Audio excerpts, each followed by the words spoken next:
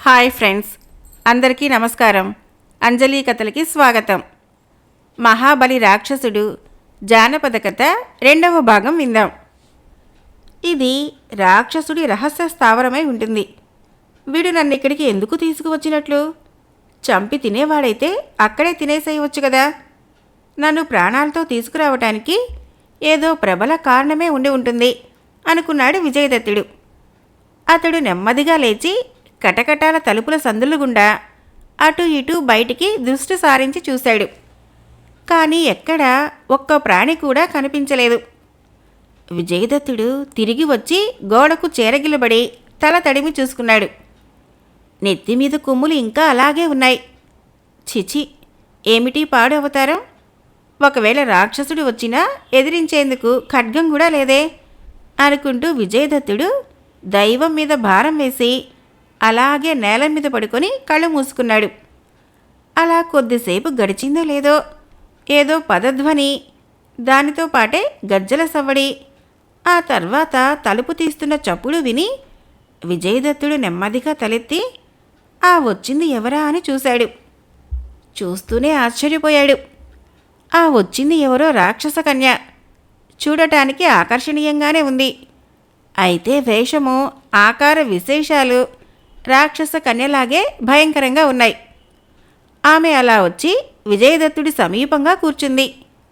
ఆమె తెచ్చిన ఆహార పదార్థాల పళ్ళాన్ని విజయదత్తుడి ముందు పెట్టింది. ఎవరు నువ్వు అన్నాడు విజయదత్తుడు ఆహార పదార్థాల వంక పరీక్షగా చూస్తూ. ఆ సుందరాంగి ముసిముసిగా నవ్వుతూ, నేను రాక్షస కన్యను. అంటే నిన్ను ఎత్తుకొని వచ్చిన మహాబలి రాక్షసుడి కూతుర్ని. నీకు ఆహారం పట్టుకు వచ్చాను. పాపం, నిన్న పొద్దుట ఎప్పుడు తిన్నావో ఏమో, తిను తిను అంది. పాపం, ఈ రాక్షస కన్యకు నా మీద ఏ అకారణమైన జాలి దేనికి పుట్టుకు వచ్చిందో అనుకొని, నాకేమీ వద్దు, నాకు ఆకలిగా లేదు అన్నాడు విజయదత్తుడు. అయ్యా, అలాగంటే ఎలా? నువ్వు ఆకలితో ఉంటే నేను చూసి సహించగలనా? కొద్దిగా తిను రాజకుమారా అంది రాక్షస కన్య. అది వింటూనే విజయదత్తుడు ఆశ్చర్యపోయి, నా ఆకారం చూసావా, ఎంత వికారంగా ఉందో? అటువంటి నన్ను రాకుమారా అని నన్ను సంబోధిస్తున్నావా? నీకు మతిగాని పోలేదు కదా అన్నాడు. నాకేం మతిపోలేదు. నువ్వు ఎటువంటి ఆకారంలో ఉన్నా నువ్వెవరివో నేను గుర్తించగలను. ఎలా గుర్తించగలవో కాస్త వివరంగా చెప్పు, వింటాను అన్నాడు. చెప్పనా మరి? మా నాన్న కొన్నాళ్ల క్రితం కాళికాదేవిని గురించి తపస్సు చేశాడు. కాళీమాత ప్రత్యక్షమై, నా గురించి దేనికి తపస్సు చేస్తున్నావు అని అడిగింది. అమ్మా, నాకు అష్టసిద్ధులు, అణిమాది మహామంత్రశక్తులు కావాలి అని మా నాన్న అడిగాడు. అందుకు కాళీమాత, మహాబలి, నీకు ఆ శక్తులు ప్రసాదించాలంటే ఈ తపశ్శక్తి చాలదు, ఇంకా చాలా కాలం తపస్సు చేయాలి అంది. అమ్మా, నేను రాక్షస జాతికి చెందినవాణ్ణి, ఓర్పు లేనివాణ్ణి, అంతకాలం తపస్సు చేయలేను. ఆ శక్తులు సంపాదించే మరొక మార్గం ఏదైనా ఉంటే చెప్పు తల్లి అని అడిగాడు. చూడు మహాబలి, వివాహం కాని ఓ రాజకన్యను, ఓ రాజకుమారుణ్ణి ఓ పౌర్ణమి నాటి రాత్రి నా విగ్రహం ముందు బలిస్తే నీ కోరికలు సిద్ధిస్తాయి అని చెప్పి కాళీమాత అంతర్ధానమైంది. ఆ రోజు నుంచి మా నాన్న దేశ దేశాలన్నీ గాలించి ఓ అందమైన రాకుమార్ని తీసుకువచ్చాడు. నిన్న నిన్ను తీసుకువచ్చాడు. నువ్వు రాజకుమారుడు కాకపోతే మా నాన్న నిన్నెందుకు తీసుకువస్తాడు చెప్పు అంది రాక్షస కన్య. విజయదత్తుడు ఆశ్చర్యపోతూ, మీ నాన్న రాజకన్యను తీసుకువచ్చాడా? ఆమె ఎవరో, ఏ దేశపు రాజకన్యో, పేరేమిటో నీకు తెలుసా అని అడిగాడు. రాక్షస కన్య మూతి ముడుచుకొని, నాకు తెలీదు. అటువంటి విషయాలు మా నాన్న అడిగినా చెప్పడు. అదే కాదు, ఏ విషయం అడిగినా నీకెందుకు తల్లి? అటువంటి పెద్ద విషయాలు నువ్వింకా చాలా చిన్నపిల్లవి. ఇంకా పెద్దదానివయ్యాక అన్ని విషయాలు చెబుతాను కదా అంటాడు. నువ్వు చెప్పు, నేను చిన్నపిల్లలాగా కనిపిస్తున్నానా? చిన్నపిల్లనైతే నిన్నెందుకు ప్రేమిస్తాను అంది. ఆ మాటతో విజయదత్తుడి మస్తిష్కము జాగృతమైంది. ఈ పిచ్చి ముద్దు నన్ను ప్రేమిస్తున్నదట. దీనితో ప్రేమ నాటకాలాడి ఇక్కడి నుంచి తప్పించుకుపోవాలి. అంతేకాదు, రాక్షసుడు బంధించి తెచ్చిన ఆ రాజకన్య ఎవరో తెలుసుకోవాలి. నేను ఏ రాజకుమారి అన్వేషణలో బయలుదేరానో ఆ మణిమేకల ఇక్కడే ఉంటే వెదకపోయిన తీగ తగిలినట్టే అనుకున్నాడు. చూడు సుందరి, ఆ రాకుమారి ఎక్కడుందో చూపించగలవా అన్నాడు విజయదత్తుడు. ఎలా చూపించగలను? తీసుకొచ్చిన రోజు మాత్రం ఇక్కడ బంధించి ఉంచాడు. ఆ తర్వాత ఆమెను ఇంకో చోటికి తీసుకువెళ్ళాడు. ఎక్కడికి తీసుకువెళ్ళాడో నాకు తెలీదు అంది రాక్షస కన్య. అయితే నన్ను ఇప్పుడేం చేయమంటావో చెప్పు. పౌర్ణమి రానే వస్తున్నది. ఆ రోజు మీ నాన్న నన్ను దేవికి బలివ్వటం ఖాయం. నిన్ను బలి ఇవ్వనీయను. మా నాన్న ఇంట్లో లేడు. ఇదే సమయం. మనం ఎక్కడికైనా పారిపోయి అక్కడ పెళ్లి చేసుకుందాం. పిచ్చి పిల్ల, మీ నాన్న దివ్యశక్తులు కలవాడు. మనం ఎంత దూరానికి పారిపోయినా అతడు మనల్ని పట్టుకుంటాడు. నాకు ఎలాగూ చావు ఖాయమేననుకో. తప్పు చేసినందుకు మీ నాన్న నిన్ను క్షమించి విడిచిపెట్టాడు కదా, నిన్ను కూడా చంపేస్తాడు. అది నేను భరించలేను అన్నాడు విజయదత్తుడు రాక్షస కన్య వంకే క్రీగంట చూస్తూ. అయితే ఇప్పుడేం చేద్దాం? నాకేమీ పాలు పోవటం లేదు అంది రాక్షస కన్య దాదాపు ఏడుపు ముఖం పెట్టేసి. విజయదత్తుడు రాక్షస కన్యను ఓదారుస్తూ, నాకొక ఉపాయం తోస్తున్నది. అలా చేస్తే మన వివాహము ఏ ఆటంకాలు లేకుండా దివ్యంగా జరుగుతుంది అన్నాడు. రాక్షస కన్య ఎగిరి గంతేసినంత పనిచేసి, ఏమిటా ఉపాయం, త్వరగా చెప్పు అంది. మరేం లేదు, మనిద్దరం కలిసి మీ నాన్నను చంపేయటమే అన్నాడు విజయదత్తుడు. ఆహా అంటూ రాక్షస కన్య శిలాప్రతిమలాగా ఉండిపోయింది. నీకిష్టం లేకపోతే వద్దులే. పౌర్ణమి నాడు ప్రాణాలు పోగొట్టుకునేది నేనే కదా, నీకేంటి బాధ అన్నాడు విజయదత్తుడు బాధపడుతూ. రాక్షస కన్య తెప్పరిల్లి, అలా అనుకురా కుమారా, నిన్ను పోగొట్టుకోలేను. అలాగని మా నాన్నను చంపుకోలేను. గొప్ప చిక్కే వచ్చిందే అంది. ఏయ్ పిచ్చిపిల్ల, మీ నాన్న ఇవాళుంటాడు, రేపు ఉండడు. జీవితాంతం నిన్ను పోషించవలసింది నేనే కదా.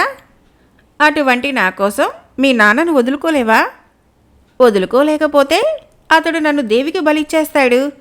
ఆ తర్వాత జీవితాంతం ఏడుస్తూ నిద్రాహారాలు మాని ప్రాణాలు పోగొట్టుకునేది నువ్వే కదా. చూడు, మీ నాన్నని నువ్వే చంపనవసరం లేదు.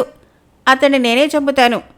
అప్పుడు నీకు పితృహంతకురాలు అనే నెపం రాదు, తెలిసిందా అన్నాడు విజయదత్తుడు. రాక్షస కన్య చాలాసేపు ఆలోచిస్తూ కూర్చుండిపోయింది. నీకు నా మీద ప్రేమ ఉందనుకున్నాను. నాకంటే నీకు మీ నాన్నే ఎక్కువైనప్పుడు నా మీద ప్రేమ ఉన్నట్లు చెప్పడం దేనికి అన్నాడు విజయదత్తుడు కోపం అభినయిస్తూ. రాక్షస కన్య అతడి నోరు మూసి, అంత మాట అనకు ప్రభు. తండ్రి అన్న మమకారం కొద్దీ అలా మాట్లాడానే తప్ప నీ మీద లేక కాదు. సరే, మా నాన్నను చంపేద్దాం. నన్ను ఇప్పుడేం చేయమంటావో చెప్పు. నువ్వు అగ్నిలో దూకమన్నా దూకేస్తాను అంది. నువ్వు అగ్నిలో దూకితే నేను ఒంటివాణ్ణి అయిపోను. అదేం వద్దులే. కానీ మీ నాన్న ప్రాణాలు ఎందులో ఉన్నాయో ఆ రహస్యం మాత్రం తెలుసుకో చాలు. రాక్షసులు తమ ప్రాణాల్ని ఎవరికీ తెలియని రహస్య స్థావరంలో ఉంచుతారని నాకు తెలుసు. అది కనుక్కో ముందు. అన్నట్టు పౌర్ణమి ఎప్పుడు అని విజయదత్తుడు అడిగాడు. రాక్షస కన్య ఏదో గుణించుకుంటూ వేళ్లు లెక్క పెట్టుకొని, ఇంకా వారం రోజులున్నది అన్నది. మనకా వ్యవధి చాలదు. నువ్వు ఆ రహస్యాన్ని త్వరగా తెలుసుకోవాలి. తప్పకుండా తెలుసుకుంటాను. కానీ మా నాన్న చనిపోయిన తర్వాత నువ్వు నన్ను వదిలేసి వెళ్ళిపోవు కదా. అప్పుడు మా నాన్న లేక నువ్వు లేక నేను దిక్కులేందాన్ని అయిపోతాను అంటూ రాక్షస కన్య కంట తడి పెట్టుకున్నది. రాక్షస కన్య మాటలకు విజయదత్తుడు ఎంతో బాధపడ్డాడు. అయినా ఆమెను మోసం చేయక తప్పదు. నన్ను నేను రక్షించుకోవాలి, మణిమేకలను రక్షించాలి అనుకుంటూ పైకి, సుందరి, నువ్వేం దిగులు పడకు, నీకొక ఆధారం చూపిస్తాను అన్నాడు. ఆధారం ఎవడికి కావాలి? నువ్వు నన్ను అగ్నిసాక్షిగా వివాహం చేసుకోవడం కావాలి. అలా మాటిస్తేనే నేను ఆ రహస్యం తెలుసుకుంటాను అంది రాక్షస కన్య. విజయదత్తుడు ఆలోచించి, సరే, నిన్ను వివాహం చేసుకుంటానని వాగ్దానం చేస్తున్నాను అన్నాడు. అది విన్న తర్వాత రాక్షస కన్య చెంగున లేచి లేడిలా గెంతుతూ మందిరం వదిలి బయటికి వెళ్ళిపోయింది. విజయదత్తుడు ఏవేవో ఆలోచించుకుంటూ రాక్షస కన్య తెచ్చిన భోజనాన్ని తినటం ప్రారంభించాడు. ఎక్కడికో వెళ్ళిన మహాబలి రాక్షసుడు తిరిగి వచ్చాడు. అతడి కోసము రాక్షస కన్య ఎంతో రుచికరమైన మాంసపు వంటకాలు తయారు చేసి సిద్ధంగా ఉంచింది. మహాబలి వస్తూనే ఆవురావురంటూ వాటన్నిటిని తినేసిన తర్వాత రాక్షస కన్య ఓ పెద్ద గిన్నెలో ద్రాక్ష సారాయి పోసి వాడి చేతికి ఇచ్చింది. మహాబలి దాన్ని గుటగుట ఒక గుక్కలో తాగేసి బ్రేవుమని తెంచేశాడు. రాక్షస కన్య గిన్నె నిండా మళ్ళీ మధువు నింపింది. రాక్షసుడు ఈసారి కూడా దాన్ని పూర్తిగా తాగేసి అటూ ఇటూ ఊగటం ప్రారంభించాడు. మత్తు తలకెక్కిందని నిర్ధారణ చేసుకున్న తర్వాత రాక్షస కన్య నెమ్మదిగా తండ్రి పక్కన కూర్చుంది. ఏమిటి తల్లి, ఇవాళ ఇంత అద్భుతంగా వంట చేశావు? ఏదైనా విశేషముందా అని రాక్షసుడు కూతుర్ని అడిగాడు. ఏం లేదు నాన్న, నేను తప్ప నిన్ను ఆలనా పాలనా చూసేవాళ్ళెవరున్నారు చెప్పు? అలసిపోయి వస్తావు గదా అని ఇవన్నీ తయారు చేసి ఉంచాను అంది రాక్షస కన్య. అది సరే, ఆ గదిలో బంధించబడిన వ్యక్తికి భోజనం పెట్టావా? పెట్టాను. అతను మణిమేఖల అనే రాజకన్యను వెతుక్కుంటూ వచ్చాడట. అప్పుడెప్పుడో నువ్వు తెచ్చిన రాకుమారే మణిమేఖల కాదు కదా? కాకపోవటమేమిటి, ఆవిడే మణిమేఖల. రాక్షస కన్య ఒక విషయాన్ని రాబట్టగలిగినందుకు సంతోషిస్తూ, మణిమేఖల ఇప్పుడెక్కడుంది నాన్న అంటూ ప్రశ్నించింది. ఇక్కడే ఉన్న స్థావరంలో భూగృహం ఒకటినది, అందులో ఉంది మణిమేఖల. పాపం, ఆమెకు ఆహారం ఎవరు పెడతారు నాన్న? రాతి బొమ్మకు ఆహారం దేనికమ్మా? నేను ఆమెను శిలాప్రతిమలాగా మార్చేశాను. అలాగా? మరి ఆమెకు పౌర్ణమిలోగా అసలు రూపు రాదా? ఆమె తిరిగి మనిషిగా మారాలంటే ఏ మంత్రం ప్రయోగిస్తావు? నాన్న, ఆ మంత్రం నాకు ఉపదేశించవు? ఏమీ తోచినప్పుడు మణిమేకలను మనిషి చేసి ఆమెతో సరదాగా కబుర్లు చెప్పుకుంటాను. అది వింటూనే మహాబలి రాక్షసుడు విచారంగా ముఖం పెట్టి, ఆ మాత్రం శక్తి ఉంటే ఇకనేం తల్లి, నాకు ఆ శక్తి లేదు. మనుషుల్ని రాళ్లగా మార్చగలనే గాని తిరిగి మనుషులుగా మార్చే మంత్రం నాకు తెలియదు అన్నాడు. అయితే మణిమేకలను పౌర్ణమి నాడు మనిషిగా ఎలా మారుస్తావు? రాక్షసుడు భారంగా నిట్టూర్చి, కంకాళ ద్వీపంలో అంకాళమ్మ అని ఓ మాంత్రికురాలు ఉంది. అది నాకు చిన్ననాటి స్నేహితురాలు. దానికి ఎన్నో మహిమలు మంత్రాలు తెలుసు. అవసరమైనప్పుడు దాన్ని ఇక్కడికి తీసుకువస్తాను. రాతి బొమ్మల్ని మనుషులుగా మార్చి తిరిగి వెళ్ళిపోతుంది. అంతే తప్ప ఆ మంత్రాన్ని బోధించమని ఎన్నిసార్లు అడిగినా అది ససేమిరా చెప్పనంది అన్నాడు. ఆ తర్వాత రాక్షస కన్య వెక్కి వెక్కి ఏడవటం ప్రారంభించింది. అయ్యో, అదేమిటి తల్లి, ఏడుస్తున్నావెందుకే అని రాక్షసుడు కూతుర్ని అడిగాడు. రాక్షస కన్య కన్నీళ్లు తుడుచుకుంటూ, మరేం లేదు నాన్న, ఇవాళ ఉదయము ఎవరో దివ్య పురుషులు ఆకాశ మార్గాన వెళుతూ రేపో మాపో దేవతలకు రాక్షసులకు యుద్ధం తప్పదు అన్నారు. అప్పటినుంచి నాకు గుండెల్లో గుబులుగా ఉంది. ఒకవేళ యుద్ధమే గనక వస్తే నువ్వు యుద్ధానికి వెళతావు. ఆ యుద్ధంలో దేవతలు నిన్ను చంపేస్తే నా గతేం కాదు నాన్న, నాకెవరు దిక్కు? ఆ విషయం తలుచుకోగానే దుఃఖం పెళ్ళిబుకి వచ్చింది అంది. ఆ మాటకి రాక్షసుడు మందిరం దద్దరిల్లేలాగా పెద్దగా వికటాట్టహాసం చేసి, నా ప్రాణాలు పోవటం అంత తేలిక కాదమ్మా. అలాంటి ప్రమాదాలు జరుగుతాయనే నా ప్రాణాలని ఓ పాములో భద్రపరిచి నా ముక్కు పుటాలో దాచుకున్నాను అన్నాడు. రాక్షస కన్య ఆశ్చర్యపోతూ, నీ ప్రాణాలు నీ శరీరంలో కంటే ముక్కులో ఉన్న నాగుపాములో భద్రంగా ఎలా ఉంటాయి అంది. అక్కడే ఉంది కిటుకు. ఆ నాగుపాము ప్రాణాలు భువనగిరి గుహలో ఉన్న ఓ సింహం మెదడులో భద్రపరిచాను. ఆ సింహాన్ని ఎక్కడ కొట్టినా చావదు. ఒకే ఒక దెబ్బకు దాని తల పచ్చడి చేస్తే నాగుపాము చచ్చిపోతుంది. నాగుపాము చావగానే నేను చచ్చిపోతాను. తెలిసిందా? అదేమంత తేలికైన విషయం కాదు గాని ఇక నిశ్చింతగా ఉండు అంటూ రాక్షసుడు అలాగే పడి గుర్రు పెట్టి నిద్రపోయాడు. అది రాత్రి సమయం. రాక్షస కన్య నెమ్మదిగా నడుచుకుంటూ విజయదత్తుడు ఉంటున్న మందిరంలోకి వచ్చింది. ఏం తెలుసుకున్నావా అని అడిగాడు విజయదత్తుడు. రాక్షస కన్య తను తెలుసుకున్న విషయాలన్నీ పూసగుచ్చినట్లు ఏకరువు పెట్టింది. బ్రహ్మాండం, నువ్వు నాకు తగిన భార్యవు. మీ నాన్నను సంహరించిన తర్వాత నేను తప్పకుండా వివాహం చేసుకుంటాను అన్నాడు. రాక్షస కన్య ఎంతో మురిసిపోతూ, రేపు ఉదయాన్నే మా నాన్న బయటికి వెళతాడు. అతనలా వెళ్ళిన వెంటనే నిన్ను విడిపించి ఈ రహస్య స్థావరం బయటకు పంపిస్తాను. నువ్వు భువనగురి గుహకి వెళ్ళి ఆ సింహాన్ని వధించిరా అంది. అలాగే అన్నాడు విజయదత్తుడు. తెల్లవారగానే మహాబలి రాక్షసుడు లేచి విజయదత్తుడు ఉంటున్న మందిరం దగ్గరికి వచ్చాడు. అతడి వెంట రాక్షస కన్య వచ్చింది.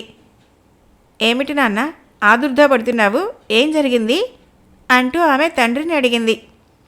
రాక్షసుడు కూతురు వంక చూస్తూ, మరేం లేదమ్మా, నువ్వన్నట్టు దేవదానవులకు యుద్ధం ప్రారంభమైందట.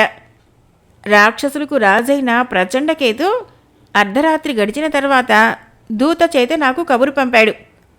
నేను యుద్ధానికి వెళ్ళక తప్పదు, అందుకే భయపడుతున్నాను అన్నాడు.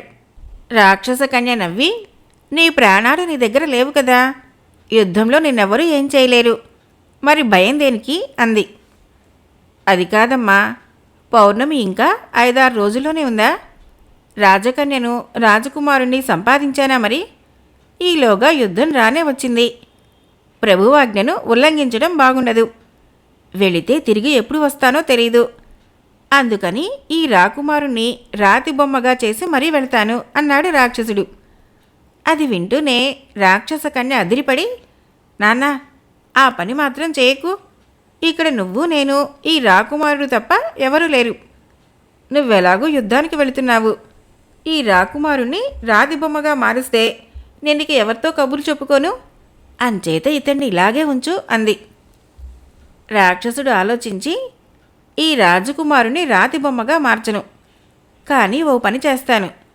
నువ్వు అసలే చిన్నపిల్లవి, మనుషులు బహు తెలివిగలవారు. నిన్ను మోసం చేసి వీడు తప్పించుకుపోవచ్చు. అలా చేయకుండా కట్టుదిట్టం చేస్తాను అంటూ వాడు ఏవో మంత్రాలు చదివాడు. రాక్షసుడు అలా మంత్రాలు చదవగానే విజయదత్తుడి చుట్టూ మాయాజాలం ఒకటి అల్లిబిల్లిగా అలుకుపోయింది.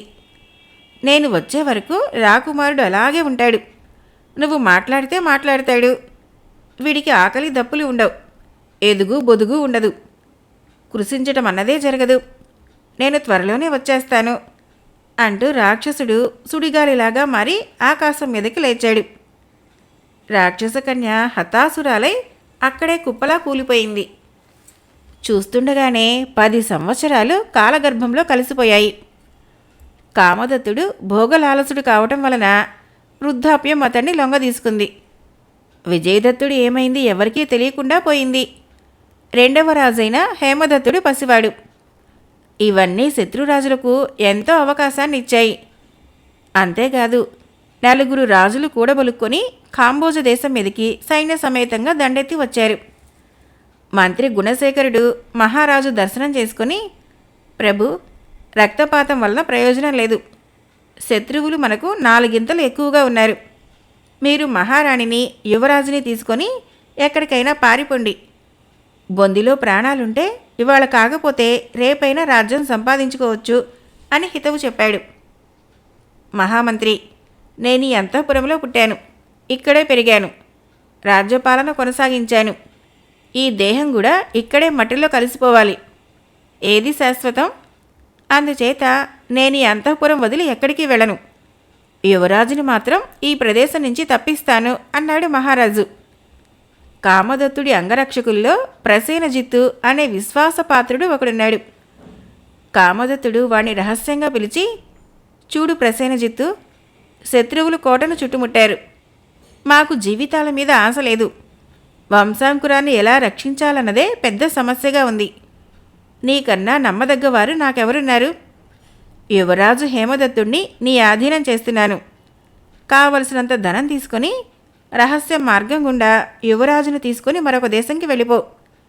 జాతకం బాగుంటే యువరాజు మహారాజు అవుతాడు అంటూ చెప్పాడు.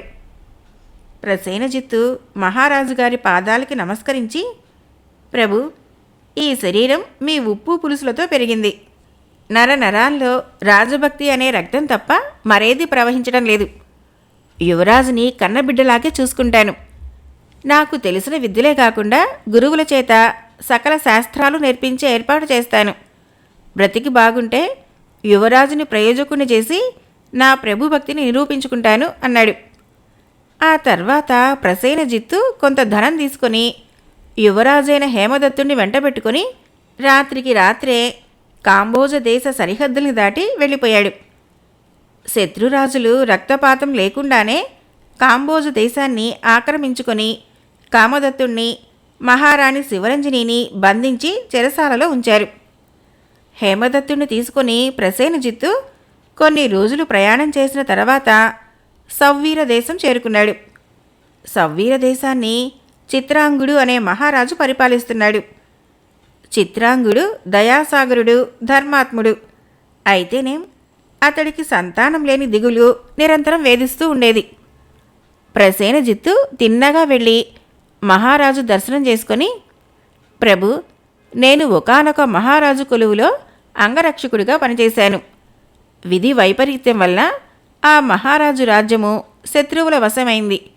నేను పొట్ట చేతబుచ్చుకొని అదృష్టాన్ని వెతుక్కుంటూ ఇలా వచ్చాను. ఈ కుర్రవాడు నా కుమారుడు, పేరు హేమదత్తుడు. నన్ను నేను పోషించుకుంటూ కుర్రవాడిని రక్షించుకోవాలి. అందుచేత తమరు ఏదైనా ఉద్యోగం ఇప్పిస్తే కృతజ్ఞునై ఉంటాను అన్నాడు. చిత్రాంగుడు కుర్రవాడి వంక రెప్పార్చకుండా చూశాడు. అతడికి రాజలక్షణాలన్నీ కుర్రవాడి ముఖంలో కనిపించాయి. ఎంత చక్కని ముఖవర్చస్సు! మహారాజు కాదగ్గ లక్షణాలన్నీ నీ కొడుకు ముఖంలో స్పష్టంగా కనిపిస్తున్నాయి. ప్రసేనజిత్తు, నువ్వు అంగరక్షకు ఉద్యోగం చేశావు కాబట్టి ఇక్కడ కూడా అదే ఉద్యోగం చేస్తే నేను సంతోషిస్తాను. అంతేకాదు, నువ్వు హేమదత్తుడు ఇక్కడే అంతఃపురంలోనే ఉండండి. కుర్రవాడికి కావలసిన విద్యాబుద్ధులన్నీ రాజకుమారుడి మాదిరిగా ఇక్కడే జరుగుతాయి. ఏమో, ఎవరు చెప్పగలరు? హేమదత్తుడు ఈ రాజ్యానికే మహారాజు కాగలడేమో అన్నాడు చిత్రాంగుడు మందహాసం చేస్తూ. యువరాజుకి తగిన స్థానం లభించినందుకు ప్రసేనజిత్తు ఎంతో సంతోషించాడు. హేమదత్తుడు అంతఃపురంలో యువరాజ భోగాలు అనుభవించసాగాడు. ఉపాధ్యాయులు అంతఃపురానికి వచ్చి సకల శాస్త్రాలు అతనికి నేర్పించసాగారు. ఆ విధంగా మరి 2 సంవత్సరాలు కాలగర్భంలో కలిసిపోయాయి. ప్రసేనజిత్తుకు గాని యువరాజుకు గాని అక్కడ ఎటువంటి లోపం లేకుండా కాలం గడిచిపోతున్నది. కాలం ఎప్పుడూ ఒకేలా ఉంటే గొప్పతనమేముంది? ఒకనాడు త్రికాలవేత్త అయిన మహర్షి ఒకడు తన దారిని వెళుతూ రాజాంతఃపురం వచ్చాడు. అతడు చిత్రాంగుడి ముఖం చూస్తూనే ఇలా అన్నాడు. మహారాజా, నెల రోజుల్లో నీ దేశానికి ఓ బ్రహ్మాండమైన ఆపద ముంచుకు రాబోతున్నది. మహమ్మారి అనే రోగము నీ దేశ ప్రజలను పట్టి పీడిస్తుంది. దానివల్ల ప్రజలు ఎక్కడి వారక్కడ మరణిస్తారు. దేశం యావత్తూ శ్మశాన వాటికి అయిపోతుంది అని అన్నాడు. ఆ మాట వింటూనే చిత్రాంగుడు కొయ్యబారిపోయాడు. ప్రసేనజిత్తు మహారాజు సమీపంగానే ఉన్నాడు. అతడు మహర్షికి చేతులు జోడించి, స్వామి, ఏ ఒక్కరికో ఇద్దరికో వస్తే ఏ వైద్యున్నో ఏర్పాటు చేసి రోగాన్ని నయం చేయించవచ్చును. కానీ దేశం మొత్తం మీద ఒకేసారి మహమ్మారి విరుచుకుపడితే మహారాజు గారే కాదు, భగవంతుడు కూడా ఏం చేయలేడు. మీరు త్రికాలవేత్తలు, ఏం చేస్తే గండం నుంచి బయటపడగలమో ఆ మహమ్మారికి నివారణోపాయం ఏమిటో సెలవిస్తే ఆ విధంగానే చేస్తాము అన్నాడు. మహర్షి కళ్ళు మూసుకొని ఏదో ఆలోచిస్తూ ఆ తర్వాత కళ్ళు తెరిచి, మహారాజా, మీ రాజధాని నగరంలో ఓ కుర్రవాడు ఉన్నాడు. ఆ కుర్రవాడి కుడిభుజం మీద గవ్వ ఆకారంలో నల్లటి పుట్టుమచ్చ ఒకటి ఉంటుంది.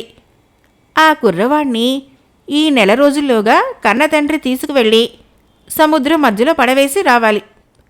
కుర్రవాణ్ణి ఆ విధంగా త్యాగం చేస్తే మహమ్మారి తృప్తిపడి మీ రాజ్యాన్ని దాటి వెళ్ళిపోతుంది అంటూ చెప్పి వెళ్ళిపోయాడు. చిత్రాంగుడు దిగులుగా ప్రసేనజిత్తు ముఖంలోకి చూస్తూ, ఏమిటి విషమ పరీక్ష? ఎవరి కన్న కొడుకు వారికి తీపి కదా. ఎప్పుడో వచ్చే మహమ్మారి కోసమో ఎవరి కొడుకును బలిపెట్టమంటారు?